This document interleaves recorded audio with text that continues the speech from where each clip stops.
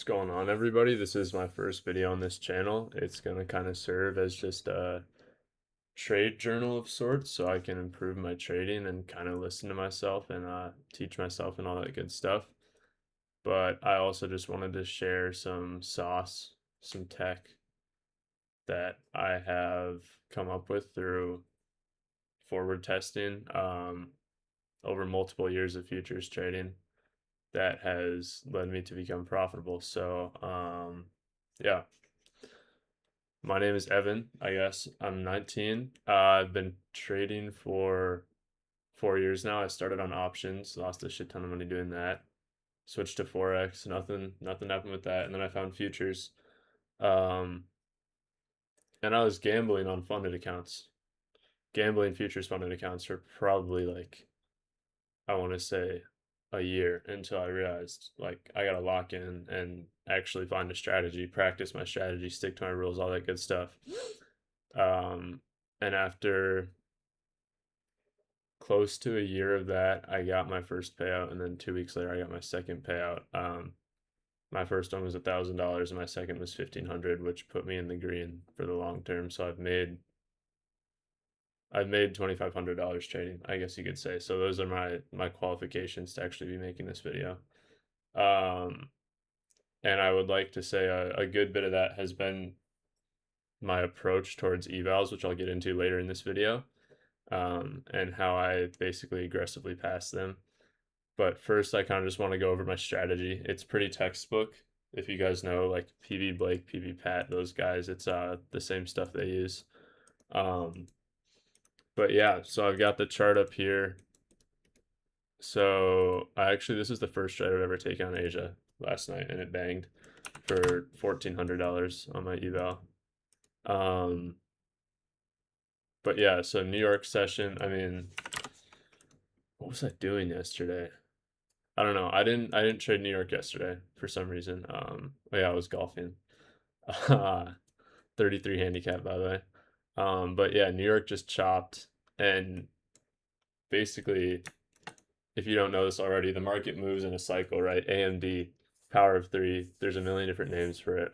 Accumulation, manipulation, distribution, and it always goes in that order. You accumulate, you manipulate to one side of the accumulation zone, and you distribute usually back in the opposite direction.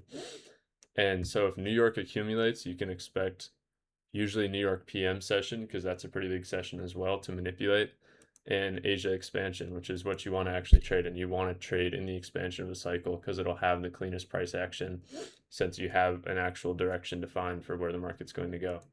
Um, so yeah, I guess we can hop into my bias for Asia yesterday. I low-key don't do the replay mode on here because it sucks, but we can just see if I hopped in right here. Here, actually, no, we'll try this out.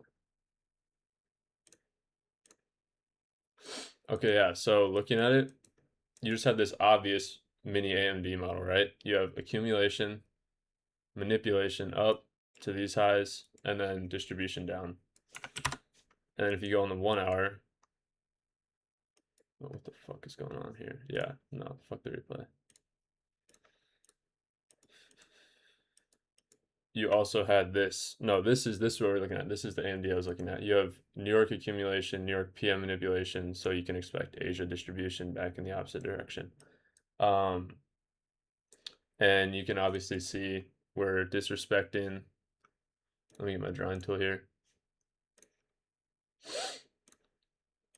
We're disrespecting bearish gaps here, like this one.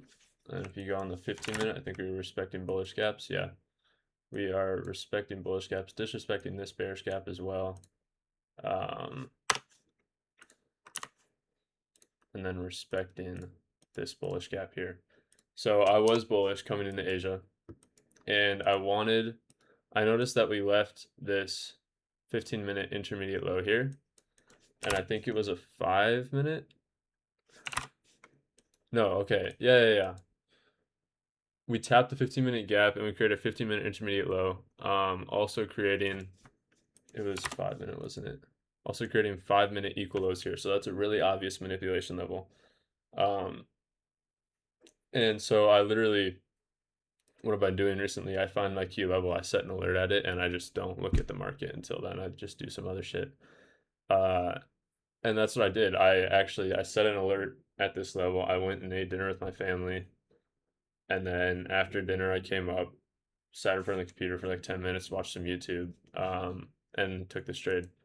But you can see we never swept the level. This candle here, 9:05 p.m. was the closest we got. Um, but I took it because if I pull up ES here,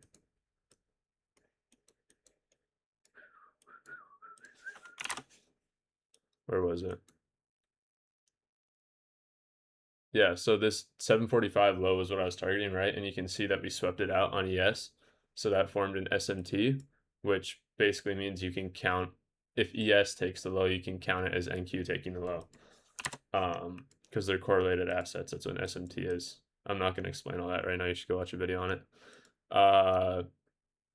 And I was watching volume the whole time to make sure it wasn't dropping off to pre-market levels because you don't want to take a trade in low volume pre-market conditions. So after the sweep of the key level, I just waited. We had this manipulation leg here. Where's my tool?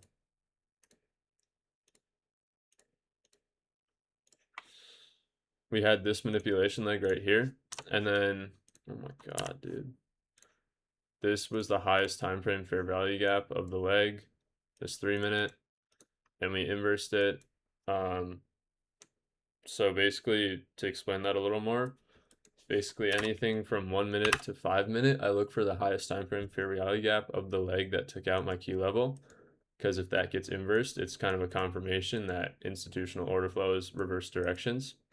And that's what I want to see. I want to see institutional order flow switch directions so I can tap into that move, and basically kind of bandwagon on to the larger positions placed by hedge fund like algorithms and all that good shit. I don't really know how that works. I don't care. But yeah, so we inverse the 3 minute gap, and then you'll notice my R is a little weird. I'll get into that in a sec. Place my limit at the top of the inverse fair value gap, and then I think it was some shit like 36 micros or something. It was ridiculous. I was risking the whole account. Uh, and I entered, just tapped my entry, super nice, clean, literally 1 minute distribution up to my TP. So that was $1,400, $1,406 on my valuation in 1 minute. I actually have two accounts with Take Profit Trader that I'm completing the tests on right now, but I literally couldn't place the order on my second account fast enough before TP got hit on the first account. So I only took it on one, but still made $1,400 on the test. And yeah, I guess so. That's my strategy, like basic key level reversal confirmation, entry at confirmation, targeting 1 hour above. But you notice I only targeted 0.75 R here. And that is because basically, this is going to sound stupid, but my approach to evals is to not treat them like real trading, because there's a few reasons for that. One, an eval is a test, it's simulated, you're not making real money. It is literally a ball and chain on your statistical win rate and your profitability. Um, and so if you have the capital, you should really just be hammering these out. And I mean, just going balls to the wall, full porting every trade as much as you can. And to describe what I mean by going balls to the wall and full porting. I was trading Lucids a couple weeks ago before I blew up the funded accounts, and those are what I got my couple payouts on.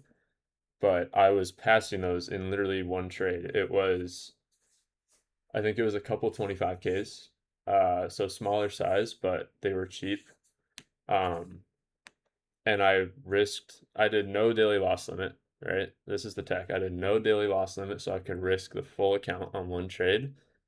And I did. I risked the full account, and my max loss limit was 1,000. My profit target was 1.2K, right? So if you think about it, if you have no loss limit and you can risk the whole account, all you need is one 1.2 R trade to pass, and that's not asking a whole lot. if you're patient and you know how to take the right trades, um, and you're a good trader. So to sum it up, my summary for evals is trade as aggressively as you can, and it's going to sound backwards because everybody else they say risk 1%, aim for 1R, aim for 1.5R, and just watch the money compound, and you have to be okay with the losses. That is what you do on a funded, when you can be making real money, when you have access to capital that you can withdraw. An eval is not the same thing. An eval is a test, and it's a roadblock that you have to punch through in order to get to the account that actually allows you to make money. So my advice to anyone, if you're stuck on evals and you're spending more than a month on an eval, because I know that's what I used to be doing, and I would literally get rebilled for the eval. So one eval was costing me like $200, which is ridiculous. You should be done with your evals in 2 weeks tops. So if that's you, my advice to you is go balls to the wall, risk the whole account, and if it blows up, buy another and keep going. Um, and yeah, that's pretty much it for this video, I think. I guess this channel, a little bit about the channel, it's just going to serve as a trade recap channel, mostly for my own viewing. So I can kind of talk through the trades I take and why I took them, and I can uh, obviously like self-reflection, all that. If you talk about something to yourself, you can work through it better and figure out what you did wrong and all that. But I'm also going to be dropping some sauce on here every once in a while like that. So yeah, that's it. I'll probably see you guys the next time I take a trade. And yeah, peace.